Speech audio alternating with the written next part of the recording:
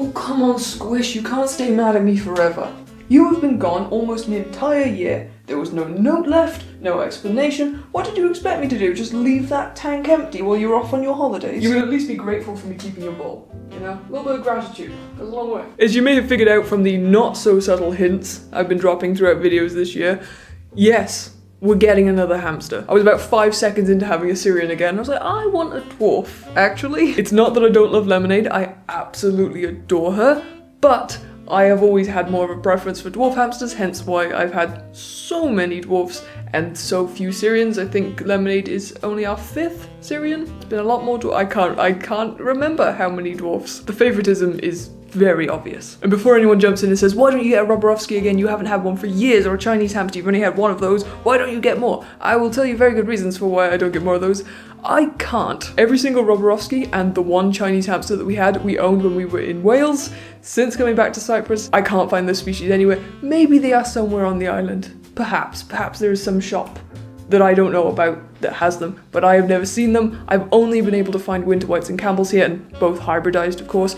So it will be another winter white or Campbell's. Believe me, I wish I had more of a choice. I don't. Anyway, new hamster of course means new enclosure, and that is what we're doing in this video. Well, kind of in this video. It's going to be a two-parter. I have all the materials to make the frame of the enclosure and the frame of the lid. I don't have the glass and I don't have the mesh yet, and that's an intentional choice. I want to wait until I put the whole frame together so I can measure it out perfectly and get the exact amount of each that I need. So in this video we're going to be building the frame of the enclosure and the frame of the lid, and then in part 2, which won't be going up until sometime early next year, I probably won't be able to buy the glass and the mesh until at least January. So it'll be a little bit of a wait until part 2 comes out, but when it does, that will be the completion of the enclosure. I promise I will not make this series even close to as long as the last cage building series. That was fun, but even for me that was dragged out a little bit because by the end I was just so ready to be done. I was so bored of it. So this one's going to be little shorter, a little more compact. And I'm also considering that once the enclosure is built, I might do a third video, which is just a very short, straight to the point tutorial, just with music and text on screen directing you through how to make the cage, just for people who literally just want the tutorial of how to build it and none of this fluff. You may also be pleased to know that this is a very simple design. I'm not going for anything fancy, not even a fancy lid. We're just going for a normal flat mesh lid. A style of enclosure you've seen a million times before, so it's nothing new. The internal measurements should be a little over 800 square inches, I believe. I'll do a proper measurement once it's actually built. So it's not going to be a giant cage, it's fairly reasonably sized, and personally it's the smallest that I think I feel comfortable going with a dwarf hamster. And I only specify dwarf hamster because of course with dwarfs you can scale their houses and toys and enrichment down a little bit, so you can put a little bit more dwarf sized enrichment in a slightly smaller enclosure than you can put Syrian sized enrichment. For a Syrian I don't really feel comfortable going under 1,000 square inches, and that's just because it's really hard to make an enriching setup under 1,000 square inches for me personally. And if you're wondering where I plan on keeping this new enclosure, in fact these bits of wood back here are not part of this furniture. These are pieces for the hamster cage. This is the back of the cage, this is the base of the cage, and there are a couple of side pieces just down there out of shot. And I am finally going for a slightly different look. For years I've been doing white enclosures, which is pretty nice actually. That makes a really good background, especially if you with like Lemonade's enclosure where I want to do all the colourful stuff inside it. I think it looks really good. It makes the colours pop. And I think I've only made one completely raw pine enclosure. This is also pine wood, which FYI, in case you don't know, solid pine is perfectly safe to use for making enclosures, shelving, even for toys and stuff. I know there's a lot of misconceptions around pine because in some countries pine shavings are not safe to use. This is okay, you can use this, it's alright. So these are just your bog standard cheap sheets of pine that you can buy in pretty much any hardware store or anywhere that sells timber, and I have stained them a little bit darker for two reasons. Number one, I like the look of it, I like the way stain brings out the grain of wood, and number two, it does help to protect the wood a little bit if you add a layer of stain or paint or varnish or anything like that. I will give you two pieces of advice if you are planning on staining your wooden enclosure. Number one, make sure you choose a water-based stain. That's the safest one to use around pets. And number two, once it's stained, make sure you let it air out for at least a couple of days. The initial fumes from the wood stain can be really strong, and with hamsters that have a very sensitive sense of smell, it might not necessarily cause them any harm because it's only short-term exposure, but it's just not pleasant. Mine's been sitting for a few days, so it doesn't smell even close to as strong as it did on day 1 and 2, and it's going to be a couple more months before an animal is living in this enclosure, so I'm not worried about it. By that point, it should be completely safe.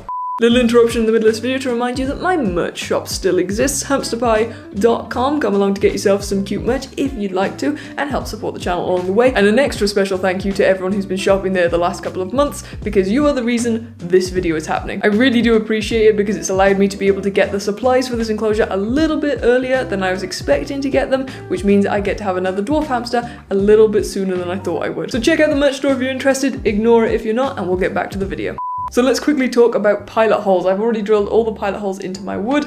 These are all the places where screws will be going through the wood and connecting one piece of wood to a second piece of wood. For the sheet of wood that's going to be the back of the enclosure, I've done 4 pilot holes on each short side and 8 pilot holes on one of the long sides. And for the sheet that's going to be the base of the enclosure, I've again done 4 pilot holes on each of the short sides, but no pilot holes anywhere else. When you're drilling the pilot holes, you want them to be just a little bit bigger than the screw so that it fits in easily and you're not actually screwing the screw through the pilot hole itself. You want to be able to just drop it through and then screw it directly into the piece of wood that you're connecting to. Also, if you have a countersink tool, I highly recommend using it. If you don't know what a countersink does, it creates a bit of a divot in the top of the pilot hole so that your screw sits in flush with the wood, and this is especially important for the base of the enclosure because countersinking your screws will prevent those screws from scratching whatever piece of furniture your cage is sitting on. I also just think it looks nicer to have all the screws flush with the wood and not have any heads poking out. Once all the pilot holes are drilled in, it's just a case of joining all the pieces together. So first of all, joining the side walls to the base piece,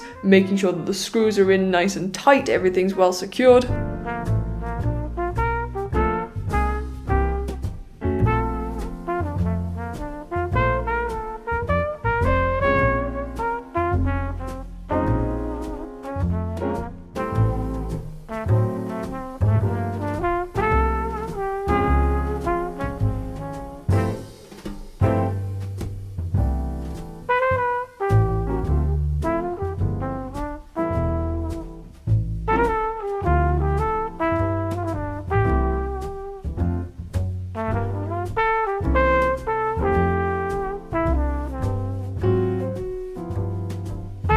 Then lying the piece down on its face as so, placing the back piece on the back, and once again, putting all those screws in, making sure it's nice and tight and nice and secure.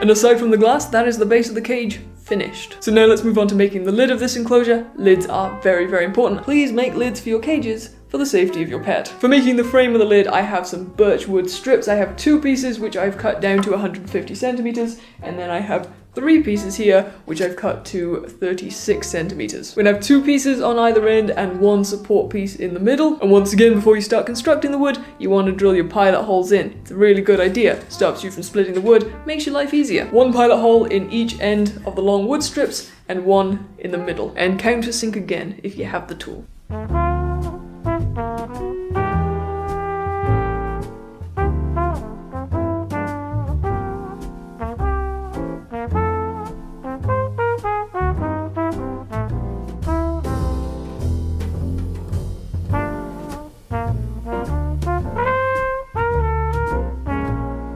Frame done, lid done, that's it. When I said this was a basic cage, I really meant this is a basic cage. So that's it for this video and part 1 of building this enclosure. Like I said, I'm not going to be able to buy the glass or the mesh until at least January, so part 2 is going to be a little while away yet. Please be patient with me on that. And then I want to do a little bit of work on the interior. Again, not nearly as much as I did in Lemonade's enclosure, so it's not going to take as long. And in 2023, we will finally have a dwarf back in our lives. I have missed having a dwarf so much. Anyway, I hope you enjoyed this video. If you did, don't forget to leave a thumbs up, subscribe to the channel if you haven't already, leave a comment down below if you want to comment down below, and I will see you guys whenever I see you. Bye!